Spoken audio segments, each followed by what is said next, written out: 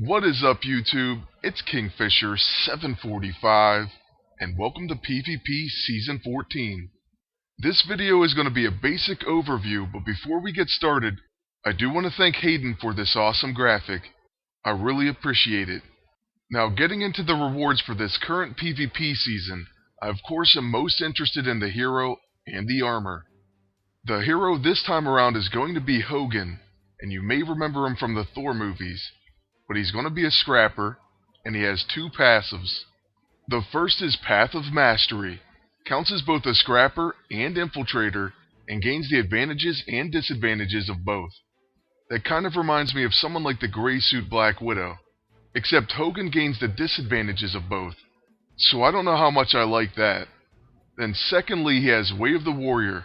He has a chance to perform an attack when an ally attacks or is attacked. Now that I like, but of course it does depend on the proc rate. Then of course we have the Gold League, where you gain 10 gold, and that's followed by the Diamond League. And this time the weapon is called the Grim Mace. So it has Adamantium, attacks ignore the defense stat, but they do not bypass shields. It also has Deadly Crits and True Strike.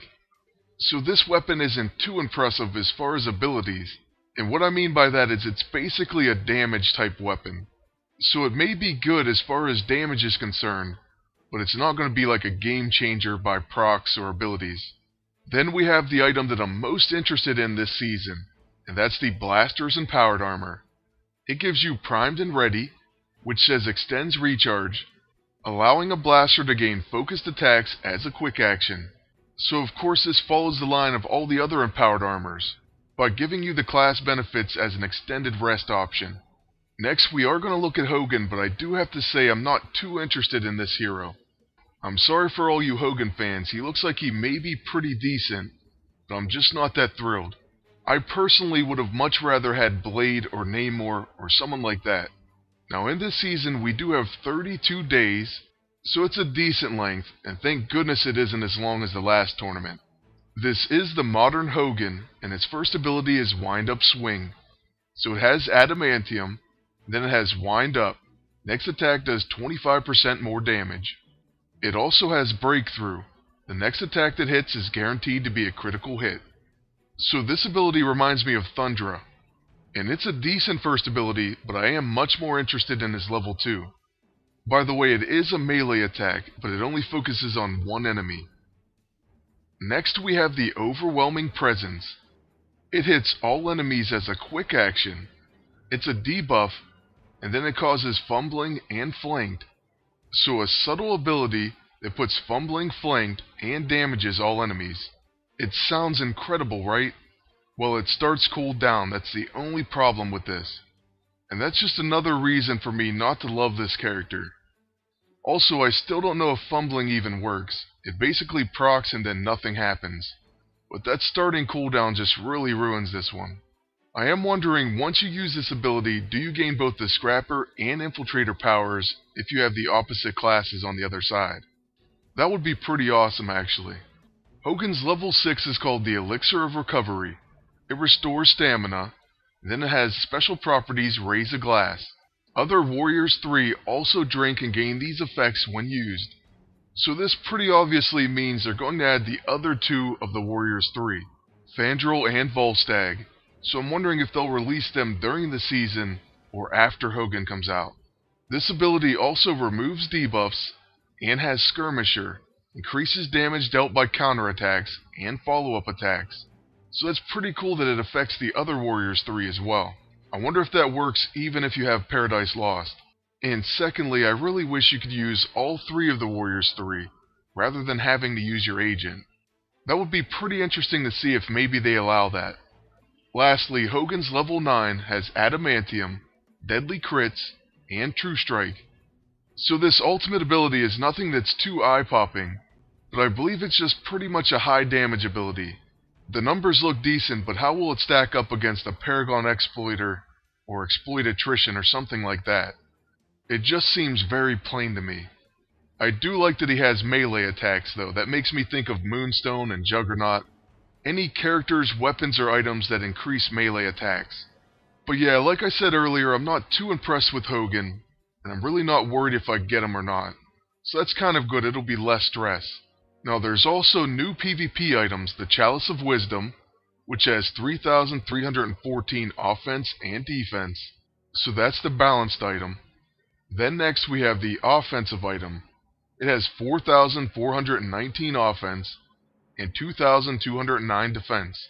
So you know what that means. The defensive item, the Flagon of Courage, is going to have the opposite bonuses. 2,209 offense and 4,419 defense. And now the last thing that we're going to look at is the questline for the brand new PvP item. I just wanted to let everyone know there's basically a new cube.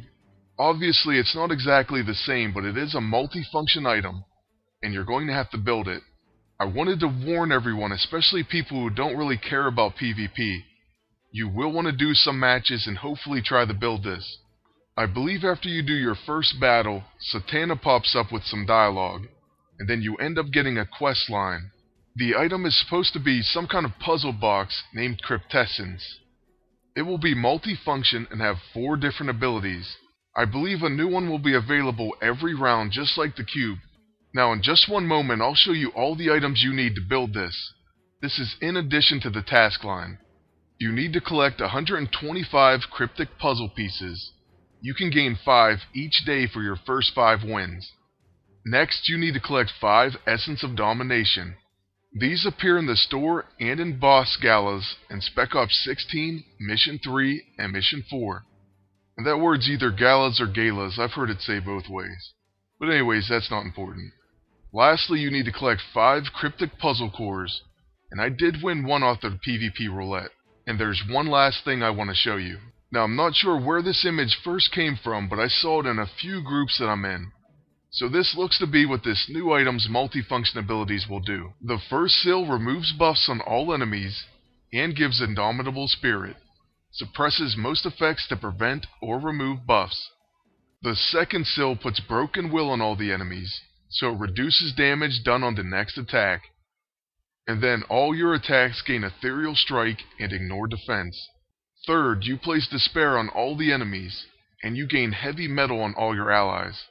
And lastly, you place Soulfire on all the enemies, and you gain Burst of Speed on your other allies, grants 2 turns immediately. And it looks like your agent dies as a result. But yes, this looks to be incredible and you definitely want to get it. So make sure you at least do your 5 wins a day, and that way you can hopefully build this item. Don't worry, I will also show the full task line later in a video. So make sure to subscribe. Also, please leave a like and a comment. Thank you all for watching, and until next time, good luck and take care.